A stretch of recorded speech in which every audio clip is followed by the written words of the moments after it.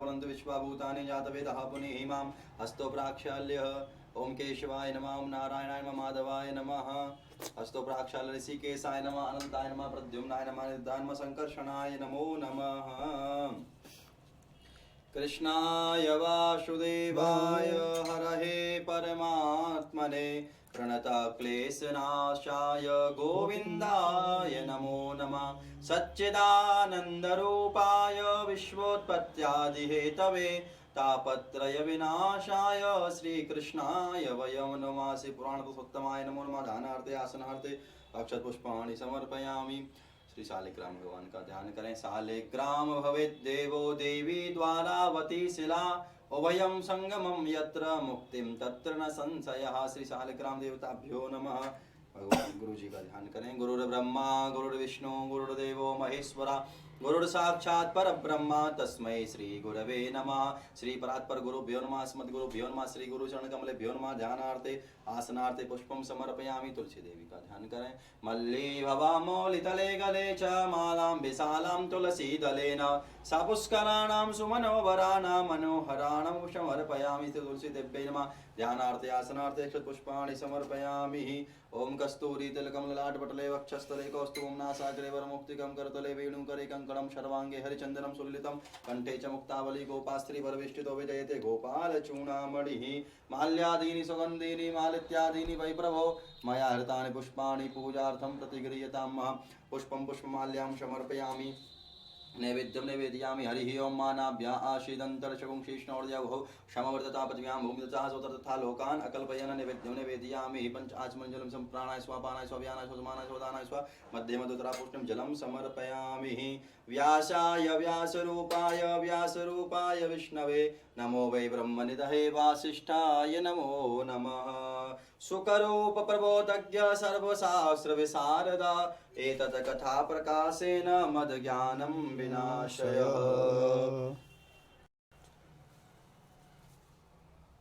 नमो ब्रह्मण्यदेवाय गोब्रह्मण्यहिताय च जगद्धिताय कृष्णाय गोविन्दाय नमो नमः।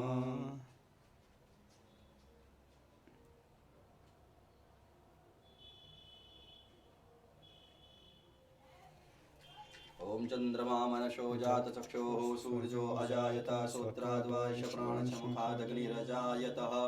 कर्पूरगौरं करुणावतारं संसारसारं भुजगेन्द्रहारं सदा वसन्तं हृदयारविन्दे भवं भवानी सहितं नमामि। मोर मुकुट गटकाछनी कर मुरली और माल यह मानिक मेरे मन वशो सदा बिहारी। लाल पाग बनो पटकावन और बनो लाल को वेश जय जय कुंज बिहारी लाल की दोरी आरती लेस। ओम जय हो शांतिरंतर जगुं शांति पृथ्वी शांतिरापा शांति रुद्र शांति शांति शांति सामा शांति रे ध्येयतो यथा शमी शततो नवीन गुरु सन्ना गुरु प्रजापतिर्न पशुभ्यः शांतिर्भवतु। हरिः ओम मा जजनेन जजनमयजन्त देवास्तानि धर्माणि प्रथमान्याशन्नाते हनाकं महिमानः शचन्द्रत्पूर्वेशाद्याः शन्ति देवा। हरिः ओम नन्दनन्दनाय विद्महे यशोदानन्दनाय धीमहि तन्नो कृष्णः प्रचोदयात्। हरिः ओम वृषभानुजाय च विद्महे कीर्तिकुमारेश धीमहि तन्नो श्रीराधा प्रचोदयात्।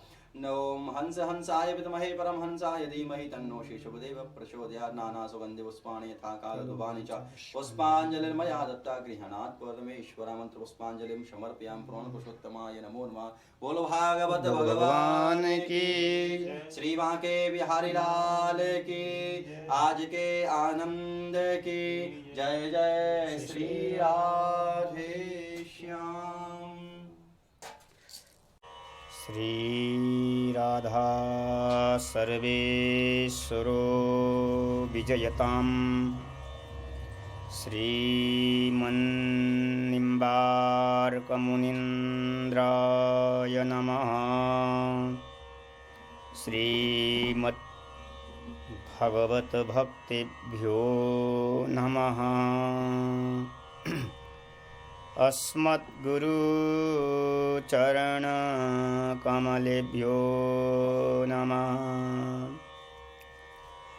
ध्येयं सदा परिभवग्नमभीष्टदोहम्।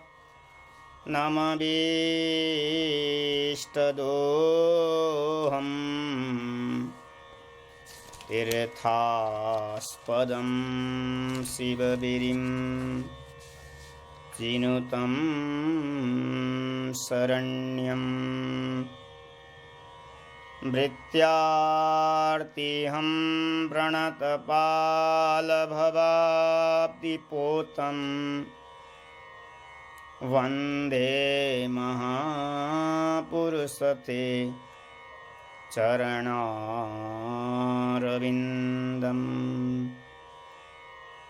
कस्मै येन विभासितोऽयमतुलो ज्ञानप्रदीप पुरा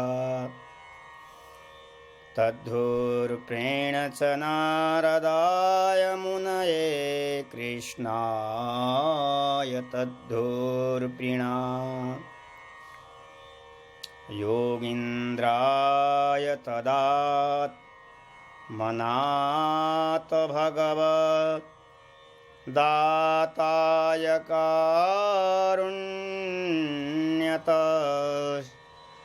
तच्छुद्धं विमलं विशोकममृतं सत्यं परं धीमहि नारायणं नमस्कृत्य नरं चैव नरोक्तवं देवीं सरस्वतीं व्यासं ततो जयमुदीरयेत् श्रीमतहंससमारभ्य शनकादिकमध्यमा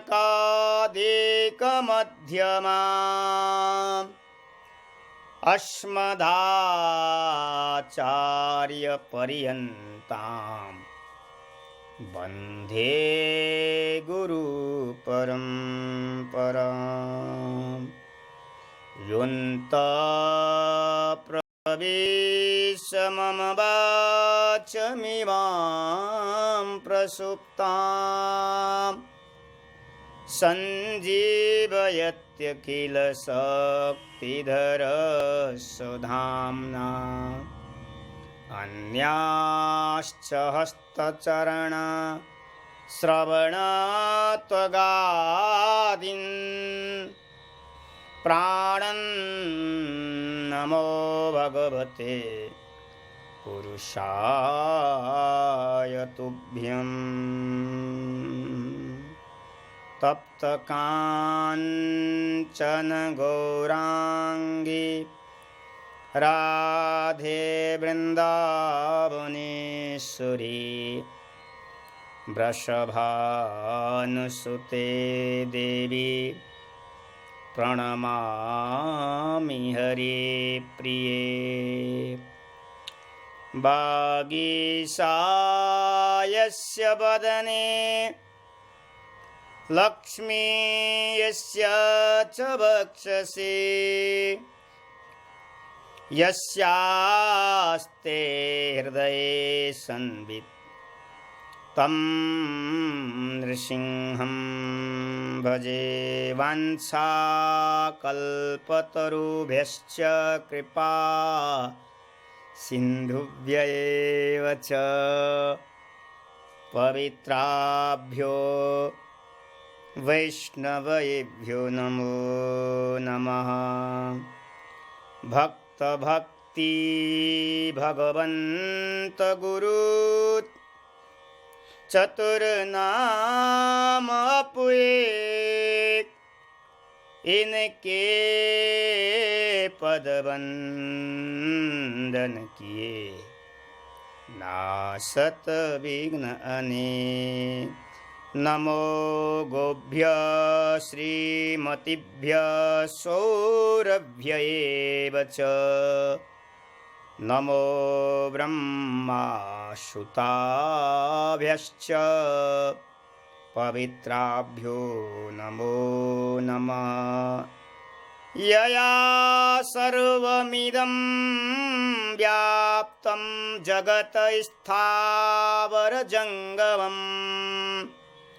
तां धेनुं शिरसा वन्दे भूतभवस्य मातरम् हरिजू आय विराजिए कथा सुनो इतिहास तुम श्रोता भागवत के तुम मम पदरज आस भवे भवे यथा भक्ति तब पादयोस्तब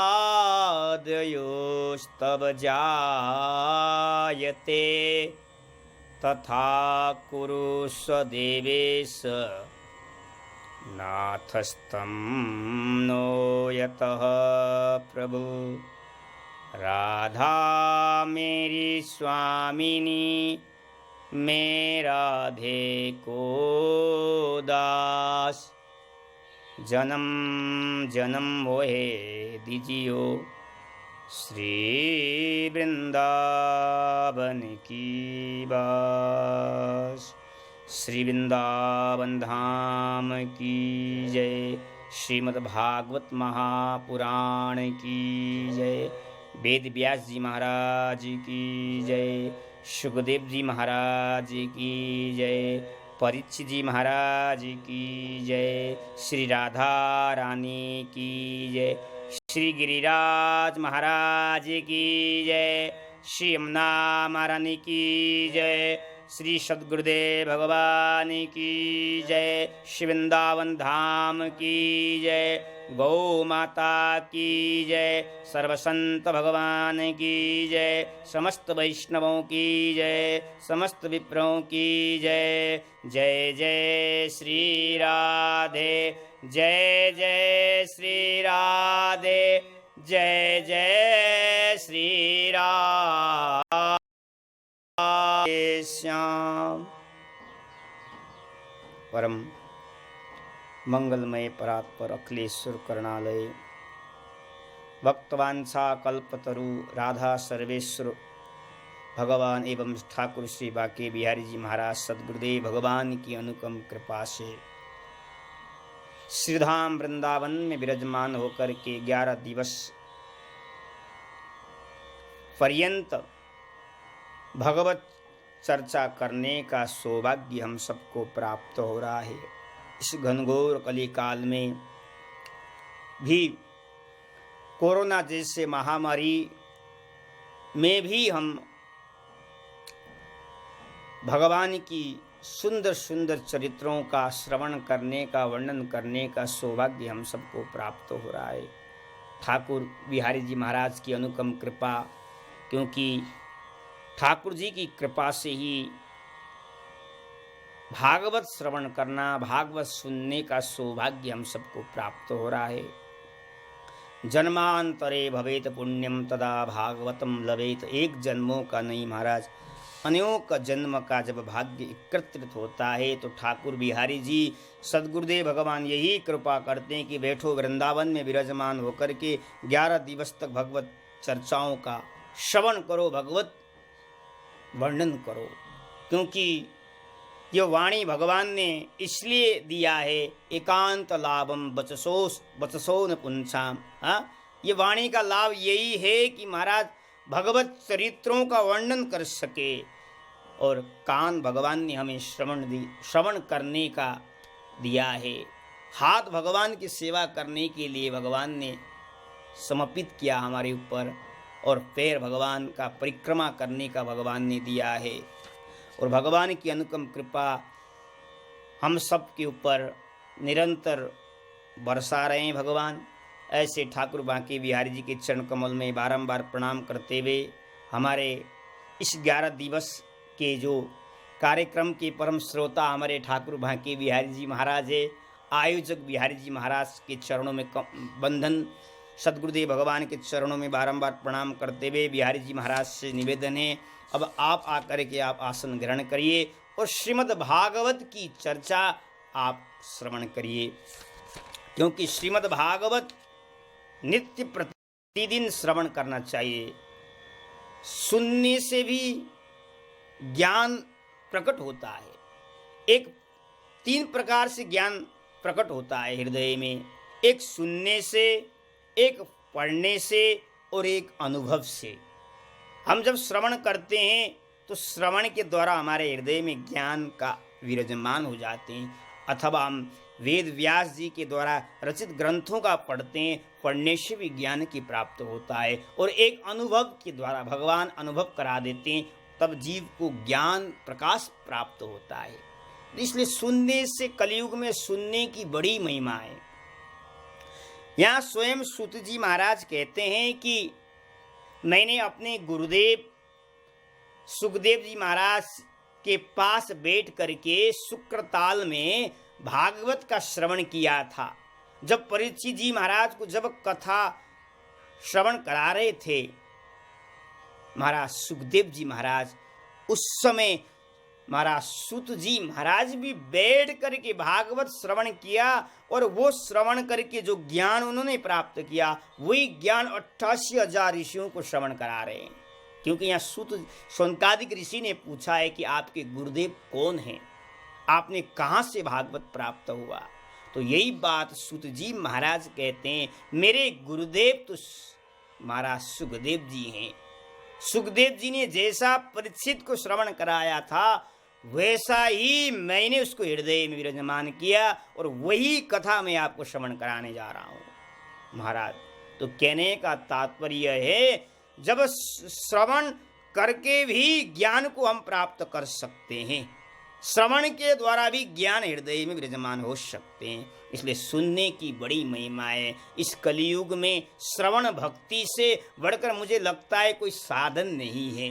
बार बार हम भागवत में पाठ करते हैं, भागवत में बार बार श्रोतव्य कीर्तितव्यश्च ध्येय पूज्यश्च नित्यदाः, श्रवणम कीर्तनम ईश्वरणम पाद सेवनम अर्चनम वंदनम दास्य संख्य महात्मा निवेदनम।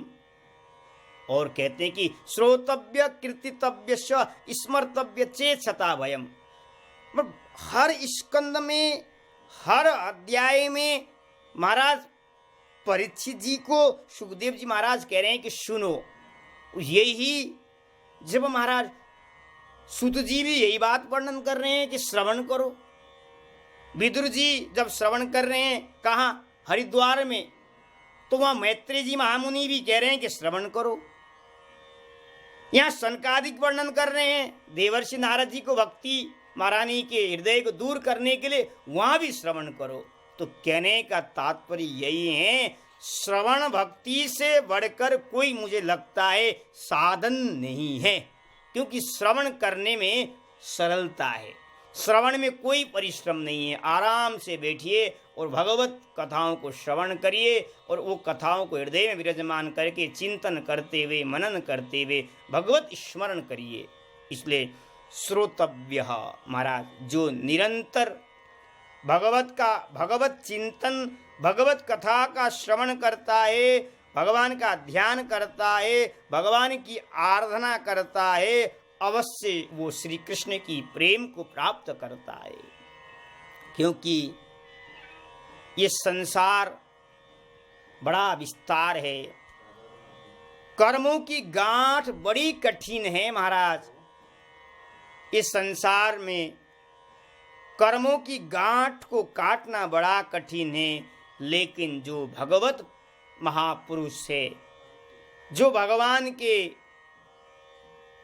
नाम रूप लीला कथाओं में लगे हुए हैं, वो तो महाराज भगवत कथा के तलवार से उस गांठ को अनायास ही काट डालते हैं महाराज। क्योंकि कर्म को गांठ बड़ा कठिन है। कर्म की गांठ को काटना चाहते हो तो महाराज भागवत कथा के माध्यम से कर्म रूपी गांठ को काटा जा सकता है, और दूसरा कोई साधन नहीं है, एक ही साधन है। मैं बार बार वही बात वर्णन करता हूँ, एकम शास्त्रम मुक्तिदानेन गर्जति। इस कलियुग में महाराज एक ही शास्त्र है जो मुक्ति महारानी भी गर्जना करती है, वो कहती है कि मुझको अपनाओ, तुमने भागवत श्रवण किया है, मैं तुम्हारे पास आ रहा हूं। तो ये भागवत की महिमा का वर्णन कहाँ तक वर्णन किया जाए। कहते हैं कि शृण्वताम सकथाम कृष्ण पुण्य श्रवण कीर्तन हृद्यन्तस्तो अभद्राणि विधुनोति सुहृत्सताम। कहते हैं जो भगवान के स्वरूप, भगवान का गुण, जो लीला नाम धाम का जो श्रवण करता है अत्यंत पवित्र है, और वो जैसे ही कथा का श्रवण करता है उसके हृदय में आकर के हरि विराजमान हो जाते हैं। हृद्यन्तस्तो अभद्राणि विधुनोति सुहृत्सताम। जैसे हम भगवत श्रवण करते हैं, जैसे हम भगवत गुणों को, महिमा का वर्णन करते हैं, उसी समय हमारे हृदय में महाराज भगवान हरि आकर के विराजमान हो जाते हैं।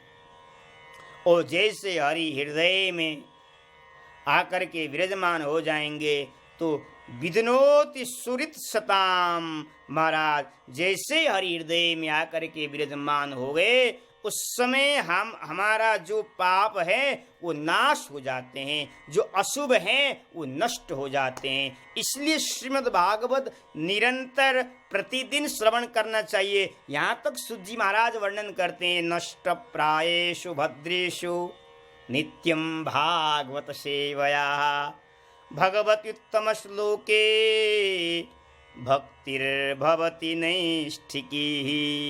शुद्ध जी महाराज वर्णन करते हैं कि नित्य ही भागवतम सेवया, भागवत का नित्य सेवन करना चाहिए, भागवत का नित्य वाचन करना चाहिए। थोड़ा थोड़ा नित्य श्रवण करे, मनन करे, चिंतन करे, और उससे क्या मिलेगा? नष्ट प्रायेषु भद्रेषु, हमारे जीवन में जो अशुभ वासनाएं, जो शुभ वासनाएं, वो नष्ट हो जाएगा। और जिस दिन शुभ अशुभ नष्ट हो जाएंगे उस समय भगवत उत्तम श्लोके भक्तिर्भवति नैष्ठिकी, उसी समय महाराज हमारे हृदय में भक्ति महारानी, भगवान का प्रेम हृदय में आकर के विराजमान हो जाएंगे। और जिस दिन भक्ति महारानी आ गई, भगवान का प्रेम आ गया, उस समय भगवान भी अपने लोक को छोड़ करके सकल भुवन मध्य निर्धनास्ते भी धन्या। महाराज भगवान भी अपने लोक को छोड़ करके निवसति हृदय रेशा भक्तिरेव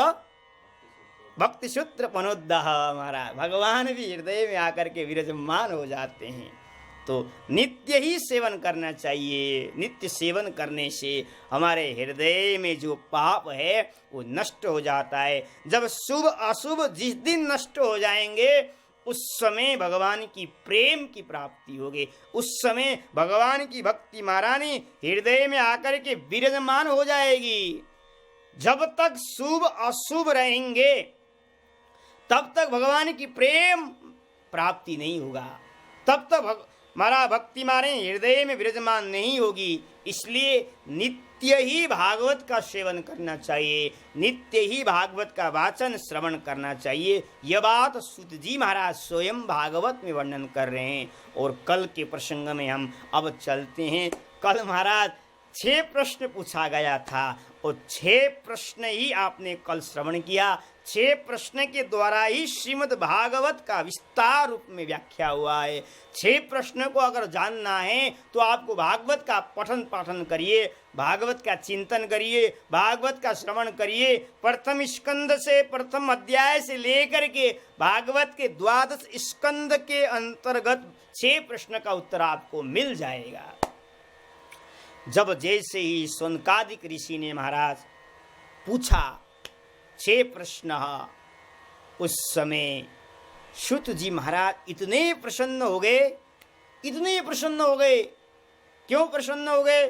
शुत जी महाराज कहते, मुनयः साधु पृष्टोऽहं भवद्भिः लोकमङ्गलम् यत्कृतः कृष्ण संप्रश्नो येनात्मा संप्रसीदति। सुत जी महाराज कहते हैं, आपने जो प्रश्न किया है वो अपने लिए प्रश्न नहीं किया आपने। जो महापुरुष लोग होते हैं, जो भगवान के भक्त होते हैं, वो अपने लिए प्रश्न नहीं करते हैं, वो तो जीवों के कल्याण के उद्देश्य से प्रश्न करते हैं।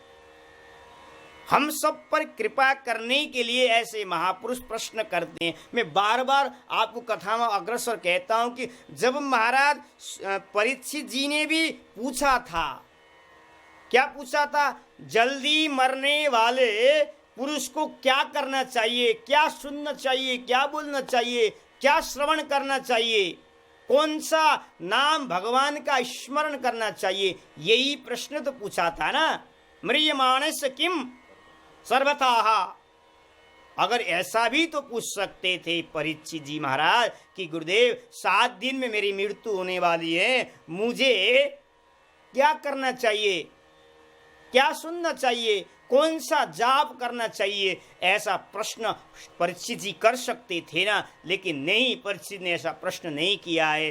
परीक्षित जी का प्रश्न था म्रियमाणस्य सर्वथा, मरने वाले पुरुष को क्या करना चाहिए। जो आया है संसार में उसका मृत्यु तो सुनिश्चित है, लेकिन उसको जीवन में क्या सुनना चाहिए, कौन सा मंत्र का जाप करना चाहिए, यही प्रश्न पूछा था। जो भगवान के प्रेमी है, जो भगवान के भक्त हैं, वो अपने लिए प्रश्न नहीं करते हैं। भले अपने लिए विपत्ति भले आ रहा है, कोई बात नहीं है, वो अपनी विपत्ति को लड़ करके दूर कर सकते हैं, लेकिन जीवों के कल्याण करने के लिए, जीव भगवत स्मरण कर सके, जीव का उद्धार हो सके, यही बात करके महापुरुष लोग प्रश्न करते हैं। और आज महाराज सौनकादिक ऋषि ने भी जो प्रश्न किया है महाराज, वो प्रश्न महाराज अपने लिए नहीं कहा था कि मनुष्य का श्रेय क्या है, जीवन का लक्ष्य क्या है, मनुष्य इस धरातल पर आया है उसका क्या कर्तव्य है। पुंसामेकांततः श्रेयस्तन्न संसेतुमर्हसि। महाराज यही तो प्रश्न पूछा था, जीवन का लक्ष्य क्या है। महाराज अपने लिए नहीं पूछा सौनकादिक ने, महाराज जीव मात्र के लिए पूछा है, प्राणी मात्र के लिए पूछा गया था प्रश्न। इसलिए सुत जी महाराज अत्यंत प्रसन्न हो गए और कहते हैं कि भवद भी लोक मंगलम।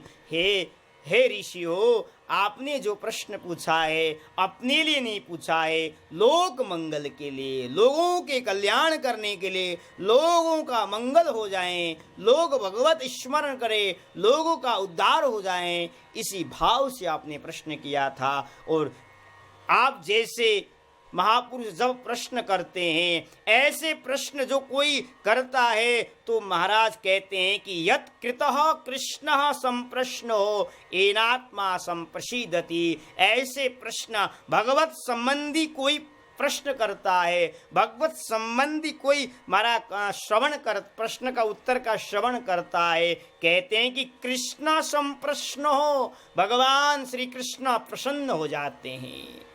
तो महाराज आज सुत जी महाराज कहते हैं मैं आपके प्रश्न का उत्तर अवश्य दूंगा, लेकिन पहले उत्तर देने से पहले मैं अपने गुरुदेव का स्मरण करता हूँ। सुत जी महाराज ने अपने गुरुदेव का स्मरण किया, गुरुदेव का मंगलाचरण किया। यम प्रजंतमनुपे तमपेत कृत्यम द्वैपायनो विरह कातराजुहावा पुत्रेति तन्मयतया तरभुवनेदुस् तं सर्वभूतहृदयं मुनिमानतोऽस्मिन् यस्वानुभावमखिल श्रुतिसारमेकम् अध्यात्मदीपमतितितिर्षतां तमोऽन्धं संसारिणां करुणया ह पुराणगुह्यं तं व्यासशृणुमुपयामि गुरुं मुनीनां। श्री सूत जी महाराज ने अपने गुरुदेव सुखदेव जी महाराज का प्रणाम किया है।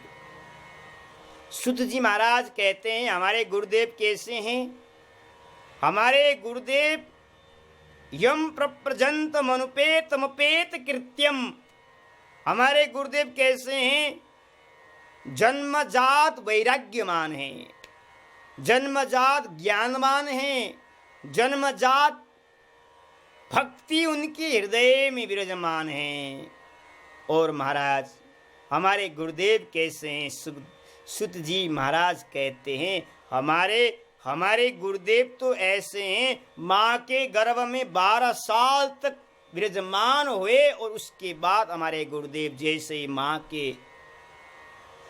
से गर्भ से बाहर आए, उस समय महाराज जैसे ही बाहर आते हुए वो महाराज वन की तरफ चले गए, वन की तरफ चले गए। ऐसे वैराग्यमान सुखदेव जी हमारे महाराज। अभी बालक का नामकरण नालोच्छेदन जो षोडश संस्कार हुआ करता है, हमारे धर्म ग्रंथ में बहुत व्याख्या किया है। हमारे शास्त्रों में, हमारे हिंदू ग्रंथों में षोडश संस्कार बताया गया है। हमारा जीवन से लेकर के मृत्यु तक षोडश संस्कार अनिवार्य करना चाहिए।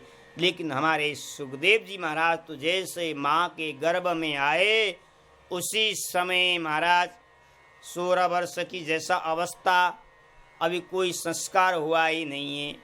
हाँ, नालोच्छेदन भी नहीं हुआ, अन्नपासन कर्णभेद इत्यादि संस्कार अभी हुआ ही नहीं है। वो महाराज अपने पिता माँ को परित्याग करके वन की तरफ चलते हैं। ऐसा वैराग्यमान कोई होगा? मुझे लगता है सुखदेव जैसा वैराग्यमान आपको महाराज दिखेगा नहीं। सुखदेव जी वैराग्यमान हैं। वैराग्य देखना है तो सुखदेव जी को, वैराग्य को देखो महाराज। एक बार घर को परित्याग करने के पश्चात दोबारा घर को मोड़ करके वो आए तक नहीं है। बड़े वैराग्यमान हैं हमारे गुरुदेव। ऐसे हैं, सूत जी महाराज कहते हैं, जैसे हमारे गुरुदेव महाराज माँ के गर्भ से बाहर आकर के जंगल के तरफ चले गए, उस समय वेदव्यास जी महाराज व्याकुल होकर के अपने पुत्र को बुला रहे हैं। द्वैपायनो विरह का तर आजुहाव। महाराज व्याकुल हो गए, रो रहे सुखदेव जी के पीछे। जैसे सुखदेव जी आगे आगे चल रहे हैं, उस समय महाराज व्यास जी महाराज पीछे पीछे जा रहे हैं। बेटा रुक जा, बेटा रुक जा, अभी मैंने तुम्हारे ऊपर नाल छेदन कर्म भी नहीं कर पाया, अभी तुम्हें महाराज अन्नपासन कर्ण भेद संस्कार भी नहीं हुआ, बालक तू लौट आ, लौट आ। लेकिन सुखदेव जी वैराग्यमान हैं, सुखदेव जी ज्ञानवान हैं, सुखदेव जी भक्तिमान हैं। लेकिन सुखदेव जी ने कोई सुनाई नहीं पड़ा, सुखदेव जी ने एक शब्द भी नहीं महाराज बोले। बाप पीछे पीछे, बेटा आगे आगे। बार बार व्यास जी महाराज कहते हैं कि बेटा रुक जा, रुक जा, घर को आ, घर को आ।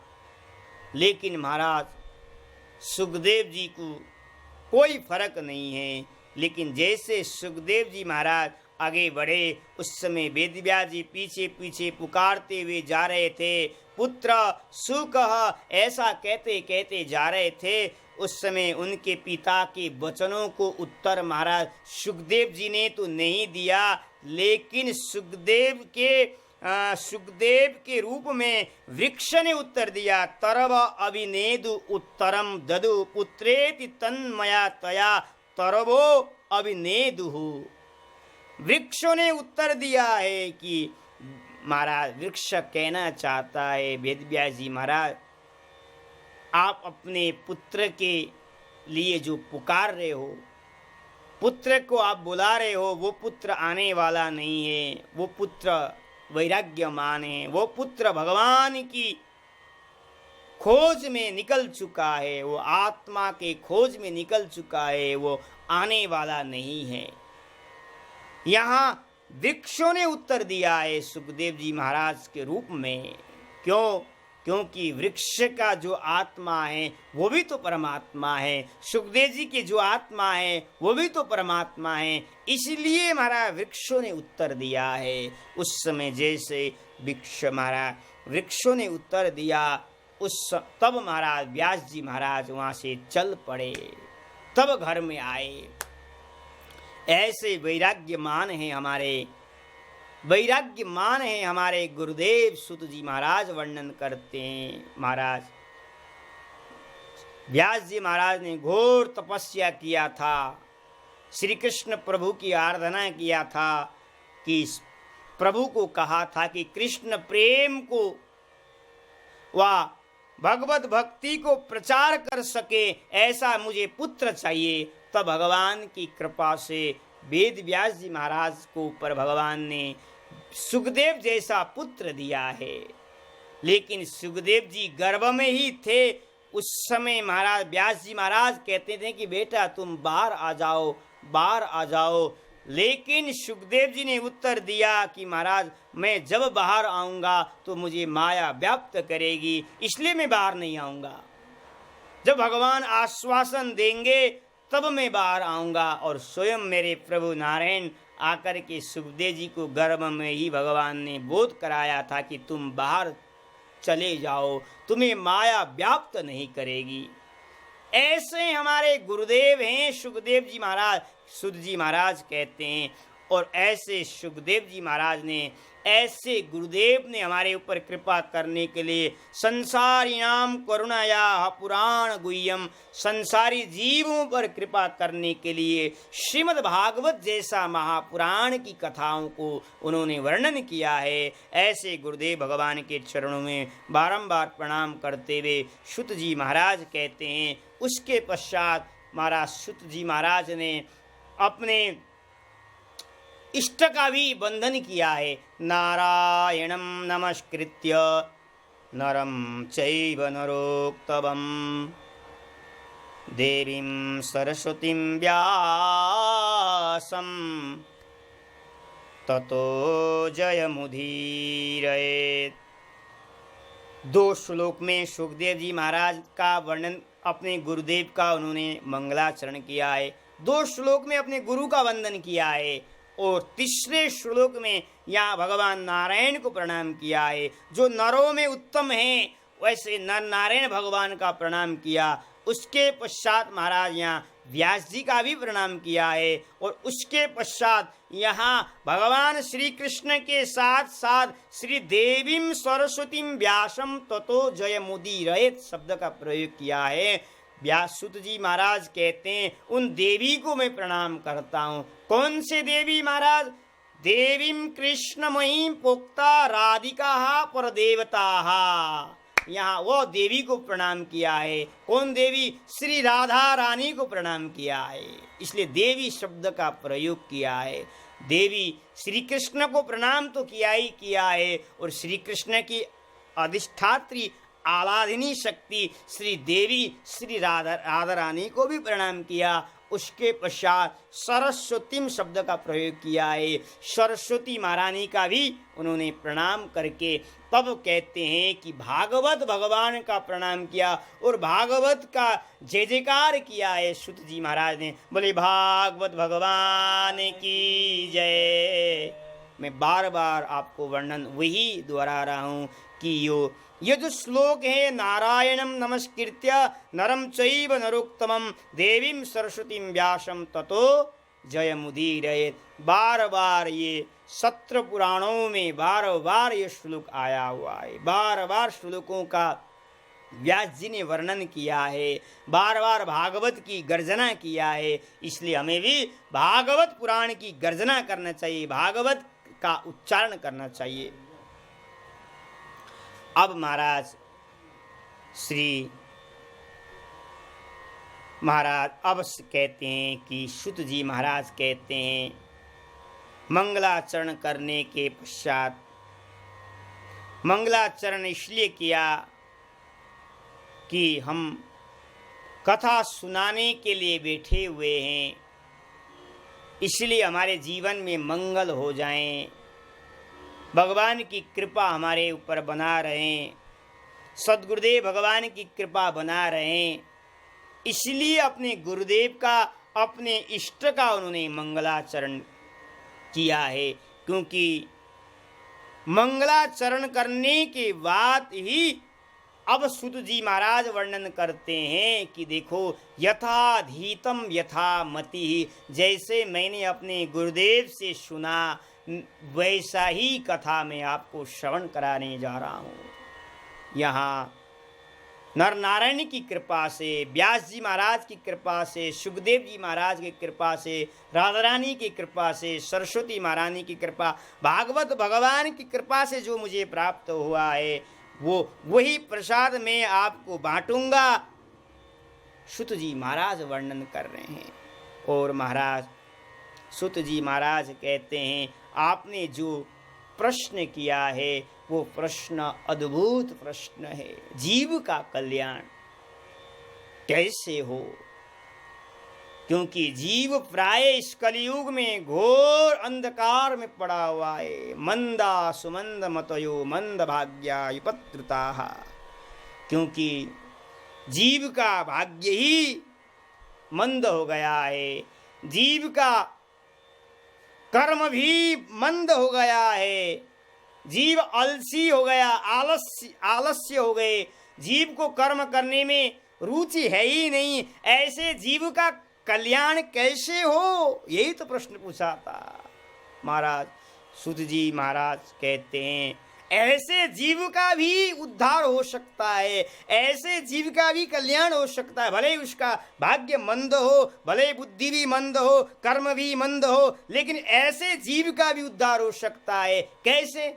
उसका उद्धार एक ही है महाराज, भागवत स्मरण करने से, भागवत का श्रवण करने से उसका उद्धार हो सकता है। सूत जी महाराज वर्णन कर रहे हैं। इसलिए सूत जी महाराज कह रहे हैं कि जो आपने प्रश्न किया था, आत्मा प्रसेदति ही, महाराज ऐसे प्रश्न का जब कोई व्यक्ति करता है तो भगवान अपने भगवान की आत्मा माने परमात्मा भगवान प्रसन्न हो जाते हैं, भगवान प्रसन्न हो जाते हैं। और जहाँ भगवान प्रसन्न हो जाते हैं तो वहाँ सब कुछ प्राप्त हो जाता है। इसलिए कहते हैं कि सूत जी महाराज कहते हैं कि कैसे सवै पुंसाम परो धर्मो यथो भक्ति हृदोच्छदे अहेतुक प्रतिहता यया आत्मा संप्रसीदति।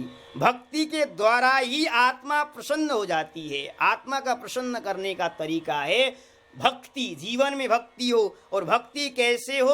हमारा निष्काम भक्ति के द्वारा ही हमारी आत्मा प्रसन्न होती है। यही बात सूत जी महाराज स्वनकादिक ऋषियों को श्रवण करा रहे हैं। और वो कैसा परम धर्म, जो परम धर्म के द्वारा, माना परम धर्म माने भागवत धर्म। मैं बार बार वही कहता हूँ कि भागवत कोई धर्म नहीं है, भागवत परम धर्म है। धर्मम प्रोजितम कई तबो अत्र परमः, अत्र परम शब्द का प्रयोग किया है मंगलाचरण में। आप महाराज मंगलाचरण में अत्र परम 2 बार शब्द का प्रयोग किया है। भागवत परम धर्म है। और भागवत जैसे धर्म का श्रवण करने से, भागवत जैसे धर्म का ग्रंथ का वाचन करने से हृदय में महाराज भक्ति महारानी विराजमान हो जाती है। और जिस दिन हृदय में विराजमान हो जाएगी उस समय हम भगवान के धाम में हम पहुँच जाएंगे। तो इसलिए सभी पुंसाम परो धर्मो, महाराज यतो भक्ति रदुक्षजे। महाराज सभी पुंसाम परो धर्मो, भक्ति कैसी होनी चाहिए? महाराज सूत जी महाराज वर्णन करते हैं, अन्याभिलाषिताम शून्यम। भक्ति कैसे हो? महाराज निष्काम भक्ति ही, महाराज निष्काम भक्ति के द्वारा ही आत्मा प्रसन्न होती है।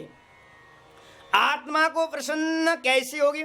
निष्काम भक्ति के द्वारा, अहेतुक्य प्रतिहता निस्वार्थ भक्ति। हम कथा श्रवण कर रहे हैं, हम कथा वाचन कर रहे हैं, लेकिन हम कथा महाराज कथा सुन रहे हैं और सुनने के बाद हमें ये मिल जाए, हम कथा वर्णन कर रहे हैं हमें ये मिल जाए, ऐसी भक्ति नहीं। भक्ति निष्काम हो, स्वर्ग चाहिए, मोक्ष चाहिए, बेटा चाहिए, धन वैभव चाहिए, इसलिए हम भक्ति कर रहे हैं, इसलिए भागवत श्रवण कर रहे हैं, इसलिए भागवत पुराण का वाचन कर रहे हैं। इसके बदले क्या चाहते हो? भरत जी महाराज कहते हैं, महाराज इसके बदले भगवान का भजन के बदले भगवान का भजन हम कर रहे हैं, भगवान की कथा श्रवण कर रहे हैं, इसके बदले हमें भगवान का प्रेम चाहिए। साधन भी प्रेम और साध्य भी प्रेम। जब महाराज हमारा लक्ष्य हो जाए, निष्काम भाव से भक्ति करना है, तब हमारे जीवन में महाराज भगवान आकर के विराजमान हो जाएंगे। और जिस दिन महाराज सुत जी महाराज कहते हैं भक्ति करने से क्या मिलेगा, लोग प्रश्न करते हैं, अरे भक्ति करने से क्या मिलेगा? अरे भाई भोजन करने से तुम्हें क्या मिलता है? भोजन करने से हमारा भूख मिट जाता है, क्षुधा की निवृत्ति हो जाती है, हमारा प्यास भी प्यास भी बुझ जाता है। भोजन पानी करने से शरीर में तुष्टि हो जाती है। ऐसे ही महाराज भजन करने से वासुदेव भगवती भक्ति योग प्रयोजति जनयत यासु वैराग्यम ज्ञानम च यद हेतुकम। महाराज भजन करने से लोग बार बार प्रश्न करते हैं, भक्ति करते हैं, महाराज आपको क्या मिलेगा? आप माला जपते हो, क्या मिलेगा महाराज? लोग महाराज प्रश्न करते हैं। जैसे भोजन करते हो, भोजन करने से क्या मिलता है? आपकी क्षुधा की निवृत्ति हो जाती, तुष्टि पुष्टि तीन एक साथ निवृत्त हो जाता है, शरीर पुष्ट हो जाता है। ऐसे ही महाराज भगवान का भजन करने से, माला जपने से जनयत यासु वैराग्यम ज्ञानम च यद हेतुकम। महाराज जैसे हमने भक्ति करना शुरू कर दिया, उस समय वैराग्य ज्ञान भक्ति महाराज हृदय में आकर के विराजमान हो जाएंगी और हमारा आत्मा भी प्रसन्न हो जाएगा, हमारा आत्मा उद्धार हो जाएगा। आत्मा का उद्धार भक्ति के द्वारा ही होता है। आत्मा का उद्धार जब तक आप भजन नहीं करोगे, जब तक महाराज भजन नहीं करोगे, तब तक आप आत्मा प्रसन्न नहीं होगी। महाराज शरीर को अपने ठीक संतुलन करने के लिए हम भोजन करते हैं। ये आत्मा को प्रसन्न करने के लिए कौन से भोजन की जरूरत है? आत्मा को प्रसन्न करने के लिए भोजन भक्ति करना अनिवार्य है। भक्ति के द्वारा ही महाराज सब कुछ मिल जाएगा। और महाराज सुत जी महाराज और कहते हैं, हम धर्म अनुष्ठान करते हैं, जितने भी हम धर्म अनुष्ठान कर रहे हैं, हम 11 दिवस तक कथा कर रहे हैं, 31 दिवस कथा कर रहे हैं, बड़े बड़े परिक्रमा कर रहे हैं, बड़े बड़े आश्रम बना रहे हैं, बड़े बड़े दान कर रहे हैं। क्यों कर रहे हैं? इसलिए कर रहे हैं कि भगवान के चरणों में हमारा प्रेम बना रहे। लेकिन इतने सब कुछ करने के पश्चात भी अगर हमारे जीवन में कुछ नहीं मिला तो रतिम श्रम एव ही केवलम। महाराज वो केवल हमको श्रम कर रहे हैं, हमें कोई परिश्रम हमारा लग रहा है, हमें कुछ नहीं मिलेगा। जैसे यथा स्थूल तुषा बधाती नाम, जैसे हमारा धान कूटोगे तो चावल निकलेगा, लेकिन चावल निकलने के बाद जो भूसा को कूटोगे, बार बार भूसी को कूटोगे, निकलेगा क्या महाराज? कुछ नहीं निकलेगा। ऐसे ही भगवत भक्ति रहित होकर के कोई भी हम धर्म अनुष्ठान करते हैं, कोई भी हम कर्तव्य करते हैं, तो हम भूसी कूटने का काम कर रहे हैं, हम भूसी कूटने का काम कर रहे हैं महाराज। इसलिए कर्म भी ऐसा करो, भूसी कूटने का काम कर रहे हैं महाराज। सभी समस्त साधनों का फल क्या है? सब कर फल हरि भगति सुहाई। सबका फल यही है कि भगवान की भक्ति हो, भगवान के चरणों में अनुराग हो, यही फल होना चाहिए हमारे ऊपर। महाराज जितने भी हम धर्म अनुष्ठान कर रहे हैं कि धर्मम स्वनिश्चित पुंसा विश्वक्षेण कथासु स नोत्पादे रति ही श्रम एव ही केवलम। हम चाहे धर्म अनुष्ठान कर रहे हैं, हम गृहस्थ जीवन में रह रहे हैं, वह संन्यास में रह रहे हैं, अपने धर्म का पालन कर रहे हैं, जहाँ रह रहे हैं क्यों, लेकिन रहने धर्म खूब कर रहे हैं आप, लेकिन धर्म करने के पश्चात भी हमें उस परम तत्व को हमने नहीं जान पाया, हम उस परम पुरुष को हमने जान नहीं पाया, तो हमारा जो कर्म करने का फल, हमारा धर्म करने का फल वो श्रम ही रहा गया, उससे कुछ भी नहीं मिला। तो इसलिए सब कुछ करिए लेकिन एक ही लक्ष्य रखिए, जो भी हम अनुष्ठान करें लेकिन हमारे जीवन में भगवत प्रेम बना रहें, यही हमारा लक्ष्य होना चाहिए। सब कर फल हरि भगति सुहाई, सबका फल क्या है, भक्ति ही चाहिए। भक्ति महारानी हृदय में विराजमान हो जाइए, भगवान के चरणों में प्रेम हो, इसलिए हमें कथा श्रवण करना चाहिए, इसलिए हमें दान भी करना चाहिए, इसलिए हमें बड़े बड़े मठ मंदिर भी बनाना चाहिए। इस समस्त साधनों का फल यही है, भगवान के चरणों में प्रेम बना रहें, यही हमारा लक्ष्य होना चाहिए। और जीवन का लक्ष्य क्या है, हमारा जीवन का ये लक्ष्य नहीं है कि हमने इतने बड़े बड़े काम किया, इतने बड़े मठ मंदिर धर्मशाला बनाया, हाँ हमने जो बनाया है वो किसी ने नहीं बना पाया है, लोग ऐसा सोचते हैं। लेकिन इतने कर्म करने के पश्चात भी अगर उस परम तत्व को आपने जान नहीं पाया तो महाराज आपका जो कर्म करने का फल वो श्रम ही रहेगा।